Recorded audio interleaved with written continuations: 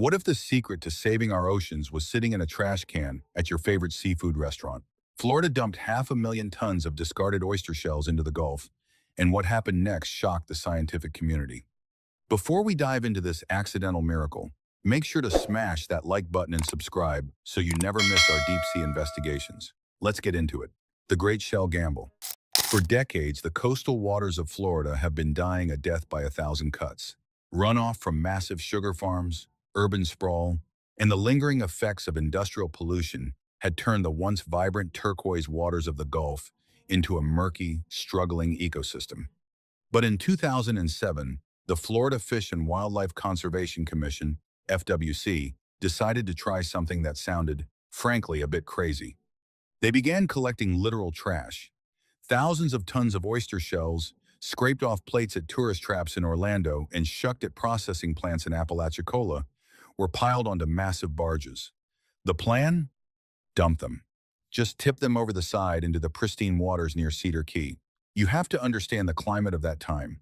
When word got out that the state was dumping seafood waste into the Gulf, the backlash was instantaneous. Local environmentalists were livid. They called it state-sponsored ocean dumping. They argued that instead of cleaning the water, the government was simply smothering the seafloor. Fishermen were even more terrified. In places like Cedar Key, fishing isn't just a job, it's a multi-generational heritage. Captains who had worked those flats for 50 years feared that these massive mounds of shells would ruin their navigation routes, snag their nets, and destroy the soft-bottom habitats where shrimp and crabs thrive. It felt like a reckless experiment with no clear exit strategy. But the scientists, led by figures like Dr. Krimsky, had a different vision. They knew that the Gulf didn't just have a pollution problem, it had a substrate problem. The natural hard bottom of the Gulf had been decimated by a century of overharvesting. Without a hard place to land, the entire biological engine of the coast had stalled. When the barges finally tipped those first loads of shells into the water, the surface bubbled and then went quiet. To the naked eye, nothing happened. For the first 6 months, it looked like the critics were right. It just looked like a pile of dead debris on the sand. But beneath the waves, at the microscopic level, a silent revolution was beginning. This is what we call the invisible phase. The magic of an oyster shell isn't just its shape, it's its chemistry. Oyster shells are made of aragonite, a specific crystalline form of calcium carbonate. As these discarded shells sat in the saltwater, they began to slowly dissolve at the edges, releasing calcium ions into the immediate microenvironment. This created a localized alkaline zone. For a tiny drifting organism trying to build a shell like a barnacle or a baby oyster, this zone is like a biological magnet. It's much easier to build a shell when the water around you is already rich in the necessary minerals. Before the first fish arrived, the bacteria took over. Within 48 hours, a thin, slimy film known as a biofilm coated every square inch of the dumped shells. These weren't germs, they were architectural pioneers. This biofilm acts as a biological glue, trapping organic matter and creating a living carpet that transforms a dead piece of calcium into a functional home. By the time the monitoring teams returned 6 months later, they weren't looking at discarded shells anymore. They were looking at a complex, multi-layered scaffolding. Microalgae and diatoms had moved in, feeding on the nutrients trapped by the bacteria. Tiny amphipods, the insects of the sea, began crawling through the gaps in the shells. This was the breakthrough. The sand bottom of the Gulf is a biological desert because it's constantly shifting. Nothing can get a foothold. But these shell mounds provided topographic complexity. They created nooks and crannies where the current slowed down, allowing life to catch its breath. The return of the engineers. Now we get to the stars of the show, the spat. In the world of marine biology, spat is the name for larval oysters. They are tiny, free-swimming creatures that drift in the Gulf currents, searching desperately for a home. For decades, these larvae had been drifting through the Florida coast with nowhere to land. They would hit the sand, get buried, and die. The cycle was broken. But now, they had 500,000 tons of landing pads. The data from the University of Florida was staggering. In areas where the shells were dumped, the recruitment of baby oysters was 800% higher than in the surrounding areas. The larvae were sensing the chemical signature of the old shells and landing in massive numbers. Once an oyster lands and glues itself down, it becomes an ecosystem engineer. It starts filtering water, it starts growing vertically. An oyster reef isn't just a pile of shells. It's a living city that grows upward against the tide. This is where the human element changed. Remember the angry fisherman? One of the most vocal was a local legend, a man who had testified against the project in public hearings. But 3 years into the project, he was out on his boat near one of the shell sites. He looked at his sonar and saw something he hadn't seen in decades, a massive cloud of life. Not just oysters, but schools of red drum, redfish, and sheep's heads so thick they were blurring the screen. He realized that the dumping ground had become the most productive fishing spot in the county. When lab science finally collided with real-world results in the water, the opposition vanished. What was once dismissed as waste suddenly wasn't waste anymore by 2013. It was being recognized as one of the most valuable pieces of infrastructure the state had ever built. The billion-gallon cleaning machine. If you are just joining us, make sure to hit that like button and check out part 1 to see how we got here. Now, let's talk about the filtration power that changed the entire water column. A single adult oyster, thriving on one of these restored reefs, is a living, breathing industrial filter. It doesn't just sit there, it actively pumps seawater through its system to extract phytoplankton and nutrients. On a good day, one oyster can process between 30 and 50 gallons of water.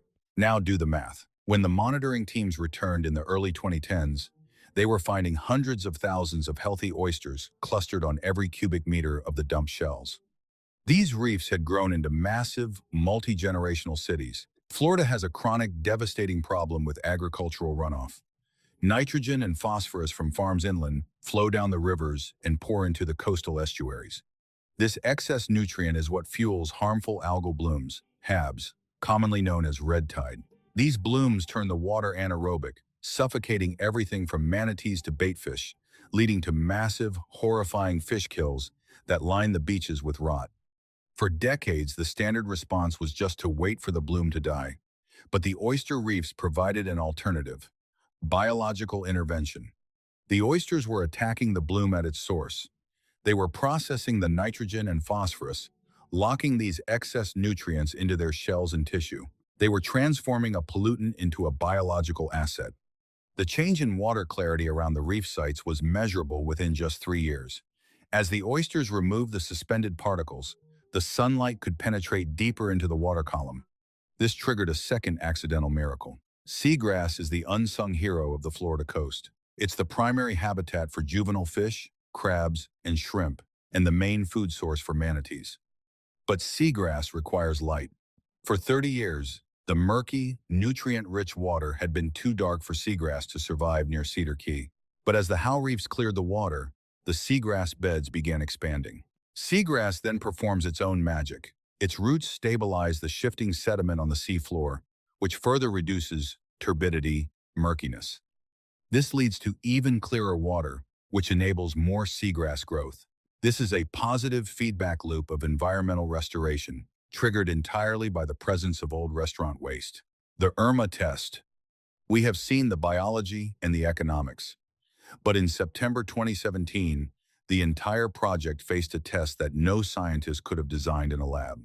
Hurricane Irma arrived. Category 4. This was not a drill. Irma brought wind speeds exceeding 150 miles per hour and a catastrophic storm surge that hit the Gulf Coast with the force of a 1,000-ton hammer. Coastal communities near Cedar Key, still recovering from the last major storm, braced for the kind of total devastation that modern hurricanes reliably deliver. The storm was powerful enough to strip beaches and reshape entire shorelines. When damage assessors moved into the area after Irma had passed, they found a result that stopped the conversation cold. Shorelines backed by the restored oyster reefs had experienced dramatically less erosion than unprotected stretches just meters away. On average, erosion was reduced by 30 to 40%. The difference was visible from a boat. The reefs had acted as natural wave attenuators. This is the moment that coastal engineers finally started paying attention. For 50 years, the default response to shoreline erosion had been hard engineering, seawalls, riprap loose rock barriers, and concrete barriers. But hard engineering has a fatal flaw. A seawall is a static object. The moment a smooth wave hits a smooth wall, the energy isn't dissipated. It's reflected, either upward or downward, scourging the sand away from the base of the wall. Seawalls crack, riprap shifts, and concrete eventually fails under the stress of a storm. The oyster reefs, by contrast, are complex and self-repairing. Their dense, irregular, three-dimensional structure is a perfect machine for dissipating wave energy. The gaps between the howe clusters absorb the momentum, breaking the wave's peak before it hits the shore at full force. Even more critically, the howe reefs are alive. A seawall is never stronger than the day it is built. An oyster reef grows stronger after every storm. The stress triggers new larval settlement, and the new generation adds height and structural complexity to the existing barrier. The land was being protected by a barrier that was actively growing stronger. By the early 2020s, the Florida Fish and Wildlife Commission could finally close the file on this experiment. It was no longer a gamble. The data was undeniable. The original mounds of discarded shells from 2007 had grown into massive, architecturally elaborate, three-dimensional living structures. They had roughly doubled in total area since the initial deposition, expanding outward from the original mounds without any additional human input. The howe reproductive cycle has taken over completely. Nature is now engineering its own expansion. Each oyster that lives and dies contributes substrate for the next generation. Each expansion creates new habitat, filters more water, and protects more shoreline. The intervention has ended, but the ecosystem has not. It is running on its own biological momentum. The output of that original ocean dumping experiment is a self-sustaining system that no longer requires human management.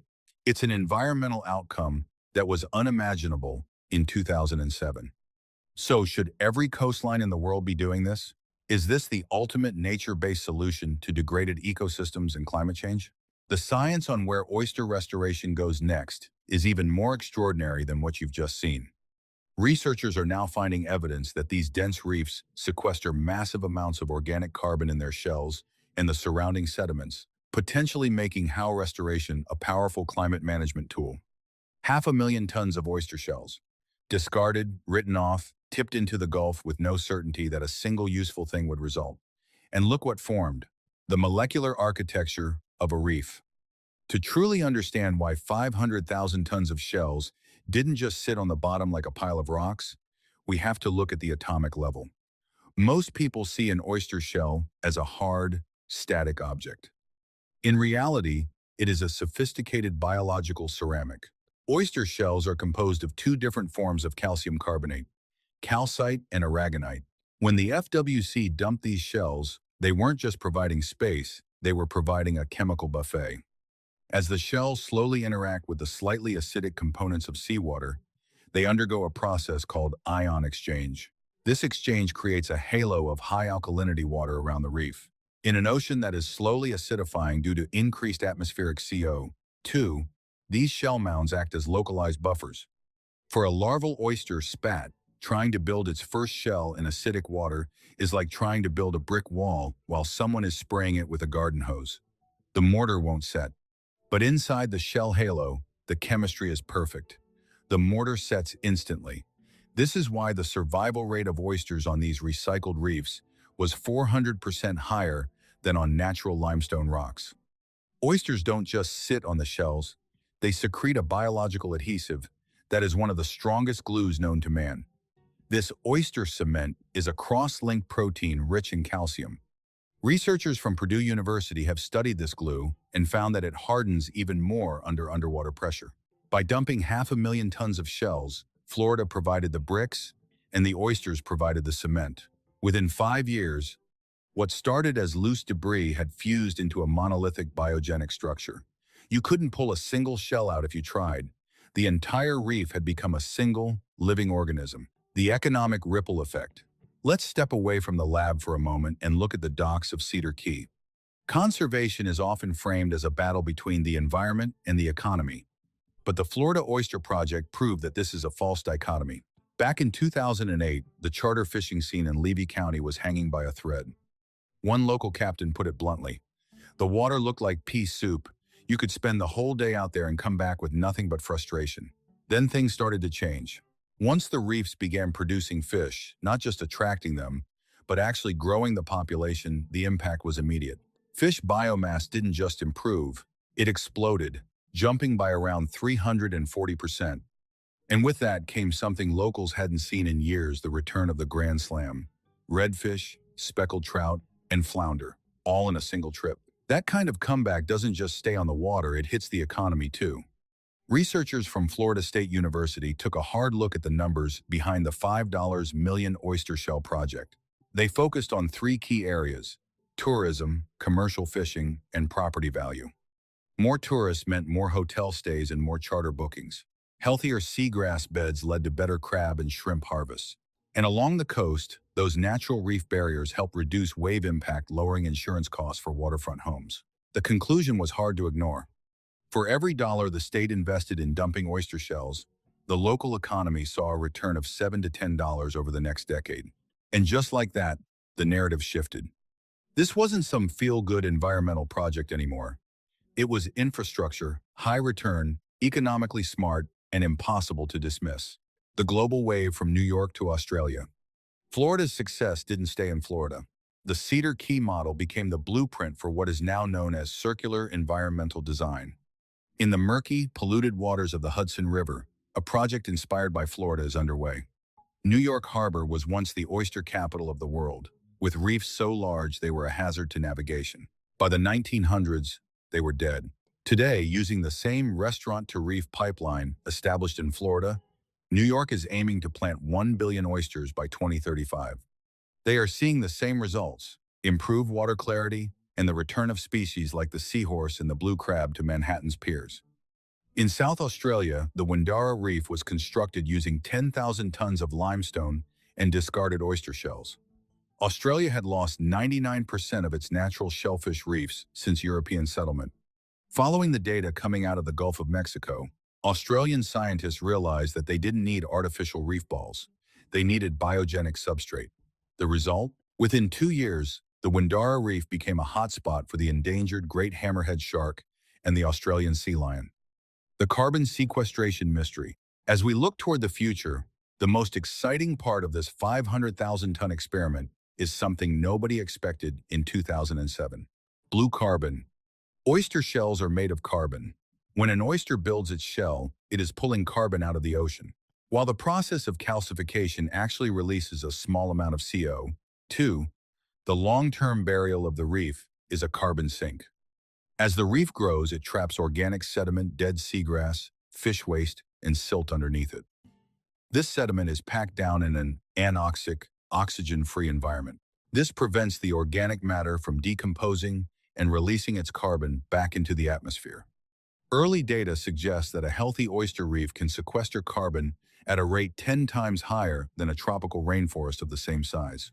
Florida accidentally built one of the most efficient carbon capture plants on the planet, using nothing but seafood scraps and the power of biology. The chemical ghost in the machine. When those 500,000 tons of shells hit the water, they didn't just provide a surface. They initiated a process called ion buffering. In the modern ocean, rising levels of carbon dioxide, CO2, are making seawater more acidic. For a baby oyster, a creature that needs to build a shell in its first 48 hours of life, acidic water is a death sentence. It's like trying to build a sandcastle while the tide is coming in. The structure dissolves faster than you can build it. But the dumped shells acted as a chemical shield. As the old shells from the restaurants began to slowly weather in the salt water, they released a steady stream of calcium carbonate, CaCO3. This created a localized zone of high pH, an alkaline oasis in an increasingly acidic Gulf. Even more incredible is the chemical signaling. Recent studies by marine biologists at the University of North Carolina have shown that oyster larvae don't just swim randomly, they smell the water. They are looking for the chemical signature of their ancestors. When they detected the pheromones and the calcium signal from the 500,000 tons of recycled shells, they didn't just drift past, they dove. They settled in densities that researchers had never seen on artificial concrete reefs. The recycled shells weren't just a home, they were a calling card for the next generation. It's easy to look at the success now and forget how close this project came to being canceled. In 2007, the town halls in Cedar Key were sites of near riotous anger. Fishermen are the most conservative stakeholders in any coastal environment because their lives depend on the predictability of the water. To them, the state was dumping garbage into their garden. There were rumors that the shells carried diseases from the restaurants or that they would attract sharks that would ruin the shrimping grounds. One captain, whom we'll call Old Joe, had spent 40 years navigating the flats. He argued that the shell mounds would change the hydraulics of the bay, causing sand to pile up in navigation channels and grounding boats. The conflict was so intense that the FWC had to hire private security to guard the shell-loading docks in the early months. The change didn't happen in a courtroom. It happened on a Friday afternoon in 2013. A group of the most vocal opponents took their boats out to the oldest shell site. They dropped their lines, expecting to catch nothing but snagged hooks. Instead, they hit a biological jackpot. They found gag grouper, a high-value species that usually stays far offshore, hiding in the gaps of the oyster mounds. They found a triple tail floating near the surface. They found blue crabs the size of dinner plates. By the time they got back to the dock, the word had spread. The garbage was actually a gold mine. Why did the oysters grow better on shells than on the expensive reef balls made of concrete? The answer is porosity. Concrete is smooth. It's a 2D surface wrapped around a 3D shape. But a pile of oyster shells is a fractal environment. Every shell creates a shadow, a cave, a tunnel, and a shelf. This interstitial space is vital for the survival of juvenile fish. In a concrete reef, a big fish can see a small fish from a mile away. But in a 500,000-ton shell reef, a tiny snapper can disappear into 1,000 different cracks. This is why the survival rate of juvenile fish was so high. The reef wasn't just a place to find food, it was a fortress. Over 15 years, the reefs did something engineers called self-leveling. As the Gulf currents pushed against the shell mounds, the mounds didn't wash away. Instead, they settled into the sand, creating a wider base. This base then caught more drifting shells from the oysters dying on top. The reef was literally growing its own foundation. This is living engineering at its finest, a structure that adapts its shape to the forces of the ocean rather than fighting against them. The Florida Project is now being studied by the United Nations as a model for nature-based solutions for the Global South. Countries like Vietnam, Thailand, and the Philippines, which have lost up to 70% of their mangrove and reef systems, are looking at circular environmental design as their best hope against rising sea levels. In the Mekong Delta, researchers are testing whether local clam and oyster shells can be used to protect rice paddies from saltwater intrusion. Just as the Florida reefs broke the wave energy of Hurricane Irma, these living seawalls could provide a low-cost, self-repairing defense for millions of farmers in Asia. Florida didn't just save a bay, they exported a philosophy. The philosophy that waste is only waste if we fail to see its potential. The code is waiting, and are you ready to decode your own understanding? We want to hear from you. Would you risk dumping waste to save an ecosystem, or are we playing with a fire we don't fully understand? Drop a comment below. If you stuck around to the end of this video, you are the real ones. Thank you for traveling with us. Hit that like button, subscribe, and share this video with someone who needs to see the power of nature. Stay curious, stay questioning, and we will see you in the next video.